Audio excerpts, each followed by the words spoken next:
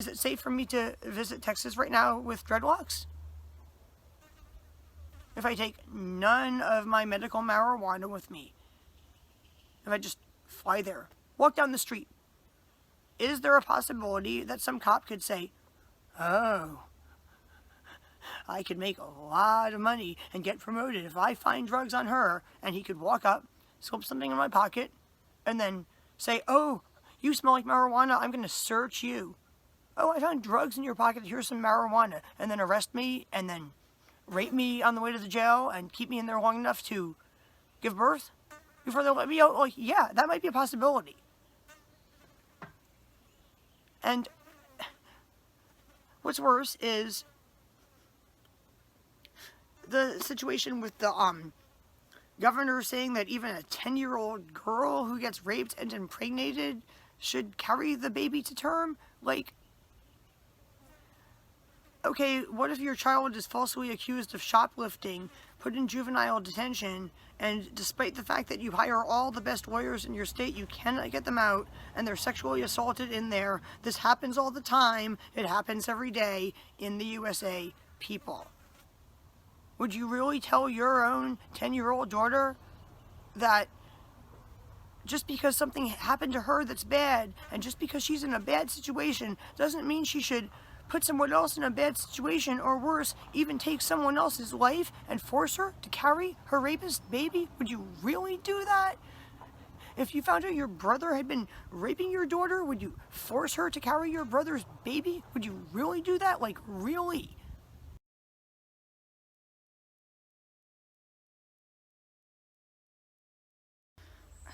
A few months ago, when I read an article about Ukrainian refugees who had been raped and impregnated by Russian troops, who found out that they could not get abortions in Poland, I said, oh, how horrible.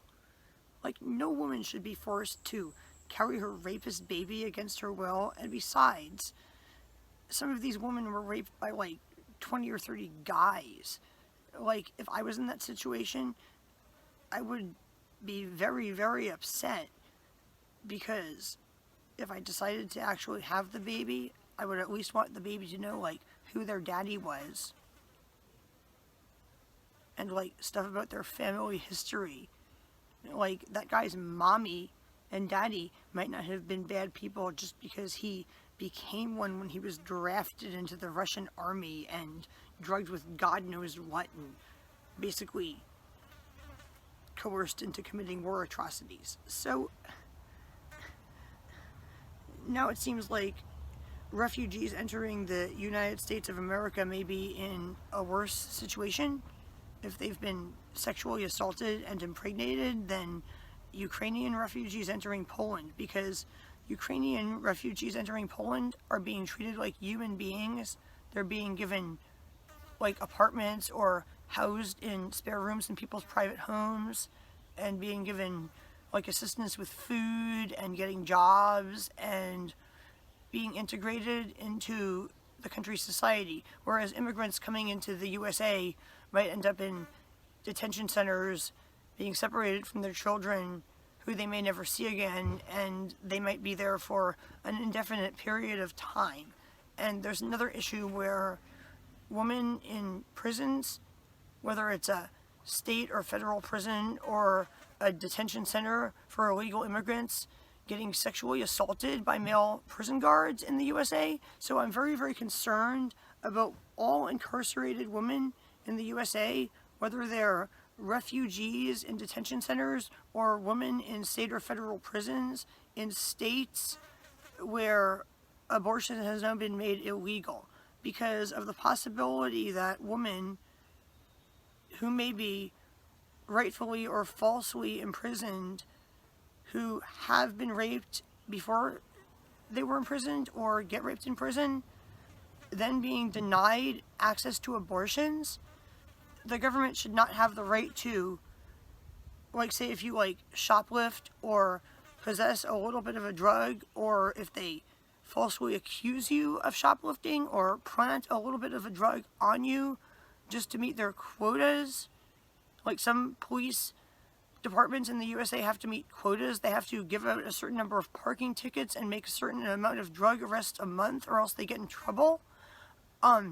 Then women in prisons could be subjected to being raped by male prison guards who know that if they impregnate those women will be forced to give birth to their babies. And when they're talking about like making exemptions for abortion for women who were raped or victims of incest, they're actually only talking about, in some cases, crimes that were reported, because a lot of rapes aren't reported, and in some cases crimes that were actually prosecuted where the rapist was convicted. So there's a possibility that even if a woman reports her rape and they process her rape kit and she brings it to trial, that if her rapist is acquitted, they might say that the pregnancy was not caused by a valid rape and therefore she cannot get an abortion. And I want you to look at me for a minute, specifically look at my dreadlocks, because I am not sure if it is safe for me to visit the state of Texas right now. And I'm going to explain why. Several people have told me juicy stories about driving through Texas looking like hippies. And some of them had drugs on them, some of them did not. One of my friends had his car torn up, every single thing in the entire car dumped on the side of the road, and they ultimately found 3 joints and arrested him for them. Another one of my friends, knowing how bad Texas was, made sure he had nothing in his car when he drove through Texas, and they found his bags of laundry soap, and the crooked cops that thought they were cocaine snorted some of the laundry soap in front of him while making fun of him, saying they could take and snort his drugs, and then realized it was laundry soap. I am not telling a story out of a Cheech and Chong movie. In fact, it is very likely that the people who made that Cheech and Chong movie put that scene in the movie because they saw something like this happen. Either an idiotic drug user thinking the Ajax was cocaine and snorting it, like in the movie, or a cop doing it, like what happened to my friend. So the cops were so taken aback that the hippie was really telling the truth, and that was really laundry soap, not cocaine, that they apologized, and while choking and gagging and snorting because they had snorted laundry soap thinking it was cocaine, they let him go. But what if they had pulled out a little baggie of cocaine they kept in their pocket with their cocaine snorting tubes that they had pulled out of their pocket when they found his laundry soap and planted it in his pocket? Like, this was like more than 20 years ago. He was on Grateful Dead tour while Jerry Garcia was still alive, but the other incident was like 10 years ago. And I could tell you other stories that happened 5 years ago, a year ago, and heck, just Google it. Like, Google Texas police plant drugs. Texas police falsely arrest someone. Rape victim held in jail in Texas on false charges. Just Google it. Google it. Google it. I guarantee you you'll find stories, probably more than you want to read or have time to read. So, is it safe for me to visit Texas right now with dreadlocks? If I take none of my medical marijuana with me, if I just fly there, walk down the street, is there a possibility that some cop could say, "Oh, I could make a lot of money and get promoted if I find drugs on her," and he could walk up, slip something in my pocket, and then say, "Oh, you smell like marijuana, I'm going to search you. Oh, I found drugs in your pocket, here's some marijuana," and then arrest me, and then rape me on the way to the jail, and keep me in there long enough to give birth before they let me out? Like, yeah, that might be a possibility. And what's worse is the situation with the governor saying that even a 10-year-old girl who gets raped and impregnated should carry the baby to term. Like, okay, what if your child is falsely accused of shoplifting, put in juvenile detention, and despite the fact that you hire all the best lawyers in your state, you cannot get them out, and they're sexually assaulted in there? This happens all the time. It happens every day in the USA, people. Would you really tell your own 10-year-old daughter that just because something happened to her that's bad, and just because she's in a bad situation, doesn't mean she should put someone else in a bad situation, or worse, even take someone else's life and force her to carry her rapist baby. Would you really do that? If you found out your brother had been raping your daughter, would you force her to carry your brother's baby? Would you really do that? Like, really?